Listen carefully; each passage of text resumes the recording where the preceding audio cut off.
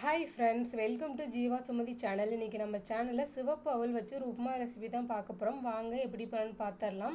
அதுக்கு தேவையானவை ஒரு தக்காளி பழம், ஒரு வெங்காயம், கருவேப்பில், வரமிளகாய், ஒரு கேரட் துருவி வச்சுருக்கேன். அதுக்கு முன்னாடி சிவப்பு அவலை நான் 4 டைம் நல்லா வாஷ் பண்ணி நல்ல தண்ணியில் ஊற வச்சு எடுத்துக்கணும்.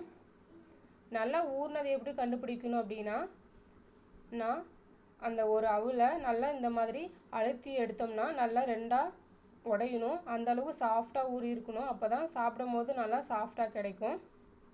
செய்முறை எப்படின்னு பண்ணலான்னு பார்த்துடலாம். ஒரு கடாயில் தேவையான அளவு எண்ணெய் ஊற்றிட்டு கடுகு, வரமிளகாய், கருவேப்பில் நல்லா பொரித்து எடுத்துக்கலாம். அதோட ஒரு வெங்காயம், தக்காளி பழம் அதையும் சேர்த்து நல்லா குழைவாக வதக்கிக்கலாம்.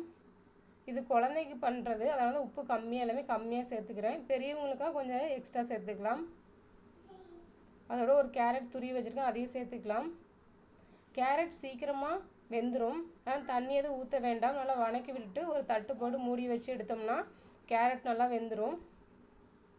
பாருங்கள், நல்லா வெந்துருச்சு. அதுக்கப்புறம் நம்ம தண்ணியில் ஊற வச்சாப்புல நல்லா தண்ணியிலேருந்து நல்லா புழிஞ்சு இந்த மாதிரி எடுத்து வச்சுக்கணும். நான் இந்த மாதிரி மசிச்சு விடுறேன் பார்த்தீங்களா, அந்த மாதிரி போட்டால் தான் நல்லா சாஃப்டாக கிடைக்கும் உப்புமா. நல்லா கலந்து விட்டுருங்க. கேரட்டும் போட்ட சிவப்பு அவலும் நல்லா கலந்து விட்டுட்டு தட்டு போட்டு மூடி வச்சு லாஸ்ட்டாக கொஞ்சம் கொத்தமல்லி தழை போட்டு இறக்குனா சூப்பராக சிவப்பு அவல் உப்புமா ரெடி ஆயிடுச்சுங்க.